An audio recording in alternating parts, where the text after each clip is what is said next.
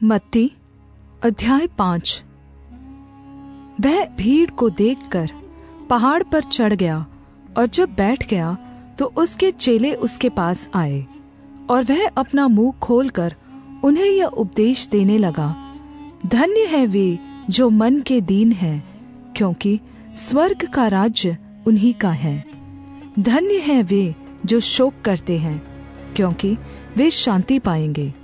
धन्य है वे जो नम्र हैं, क्योंकि वे पृथ्वी के अधिकारी होंगे। धन्य है वे जो धार्मिकता के भूखे और प्यासे हैं, क्योंकि वे तृप्त किए जाएंगे। धन्य है वे जो दयावंत हैं, क्योंकि उन पर दया की जाएगी। धन्य है वे जिनके मन शुद्ध हैं, क्योंकि वे परमेश्वर को देखेंगे। धन्य है वे जो मेल करवाने वाले हैं, क्योंकि वे परमेश्वर के पुत्र कहलाएंगे। धन्य है वे जो धार्मिकता के कारण सताए जाते हैं, क्योंकि स्वर्ग का राज्य उन्हीं का है। धन्य हो तुम जब मनुष्य मेरे कारण तुम्हारी निंदा करे और सताए और झूठ बोल बोल कर तुम्हारे विरुद्ध में सब प्रकार की बुरी बात कहे। आनंदित और मगन होना, क्योंकि तुम्हारे लिए स्वर्ग में बड़ा प्रतिफल है, इसलिए कि उन्होंने उन भविष्यद्वक्ताओं को जो तुम से पहले थे इसी रीति से सताया था।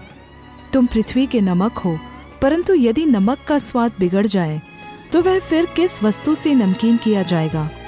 फिर वह किसी काम का नहीं, केवल इसके कि बाहर फेंका जाए और मनुष्यों के पैरों तले रौंदा जाए।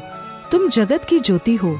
जो नगर पहाड़ पर बसा हुआ है वह छिप नहीं सकता, और लोग दिया जलाकर पैमाने के नीचे नहीं परंतु दीवट पर रखते हैं, तब उससे घर के सब लोगों को प्रकाश पहुँचता है। उसी प्रकार तुम्हारा उजियाला मनुष्यों के सामने चमके, कि वे तुम्हारे भले कामों को देखकर तुम्हारे पिता की जो स्वर्ग में है बड़ाई करें। यह न समझो कि मैं व्यवस्था या भविष्यद्वक्ताओं की शिक्षाओं को लोप करने आया हूँ। लोप करने नहीं परंतु पूरा करने आया हूँ, क्योंकि मैं तुमसे सच कहता हूँ कि जब तक आकाश और पृथ्वी टल न जाए तब तक व्यवस्था से एक मात्रा या बिंदु भी बिना पूरा हुए नहीं टलेगा। इसलिए जो कोई इन छोटी से छोटी आज्ञाओं में से किसी एक को तोड़े और वैसा ही लोगों को सिखाए, वह स्वर्ग के राज्य में सबसे छोटा कहलाएगा। परंतु जो कोई उनका पालन करेगा और उन्हें सिखाएगा, वही स्वर्ग के राज्य में महान कहलाएगा। क्योंकि मैं तुमसे कहता हूँ कि यदि तुम्हारी धार्मिकता शास्त्रियों और फरीसियों की धार्मिकता से बढ़कर न हो तो तुम स्वर्ग के राज्य में कभी प्रवेश करने न पाओगे। तुम सुन चुके हो कि पूर्व काल के लोगों से कहा गया था कि हत्या न करना, और जो कोई हत्या करेगा वह कचहरी में दंड के योग्य होगा। परंतु मैं तुमसे यह कहता हूँ कि जो कोई अपने भाई पर क्रोध करेगा वह कचहरी में दंड के योग्य होगा, और जो कोई अपने भाई को निकम्मा कहेगा वह महासभा में दंड के योग्य होगा, और जो कोई कहे अरे मूर्ख, वह नरक की आग के दंड के योग्य होगा। इसलिए यदि तू अपनी भेंट वेदी पर लाए और वहां तू स्मरण करे कि मेरे भाई के मन में मेरी ओर से कुछ विरोध है, तो अपनी भेंट वहीं वेदी के सामने छोड़ दे और जाकर पहले अपने भाई से मेल मिलाप कर और तब आकर अपनी भेंट चढ़ा। जब तक तू अपने मुद्दई के साथ मार्ग में है, उससे झटपट मेल मिलाप कर ले। कहीं ऐसा न हो कि मुद्दई तुझे न्यायाधीश को सौंपे और न्यायाधीश तुझे सिपाही को सौंप दे और तू बंदीगृह में डाल दिया जाए।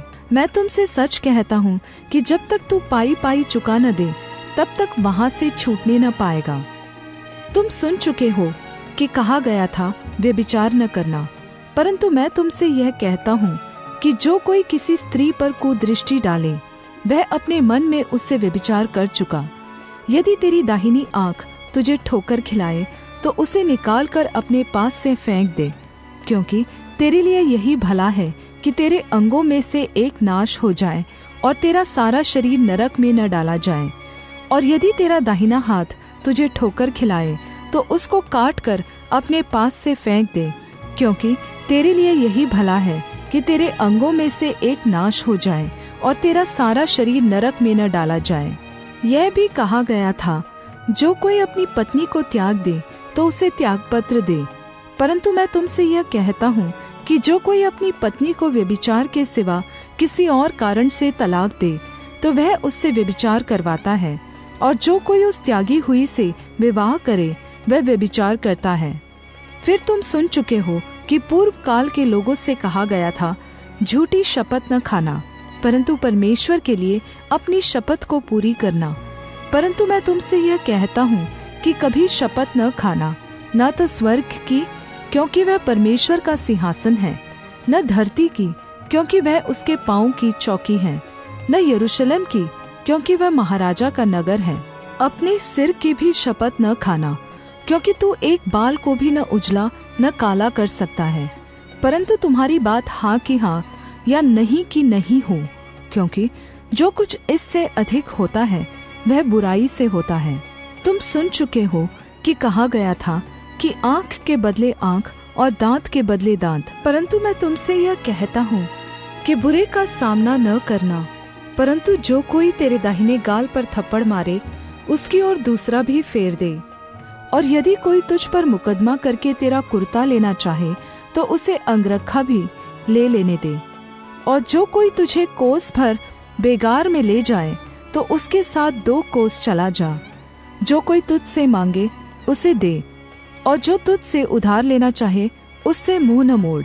तुम सुन चुके हो कि कहा गया था कि अपने पड़ोसी से प्रेम रखना और अपने बैरी से बैर, परंतु मैं तुमसे यह कहता हूँ कि अपने बैरियों से प्रेम रखो और अपने सताने वालों के लिए प्रार्थना करो, जिससे तुम अपने स्वर्गीय पिता की संतान ठहरोगे, क्योंकि वह भलों और बुरों दोनों पर अपना सूर्य उदय करता है और धर्मी और अधर्मी पर मेह बरसाता है।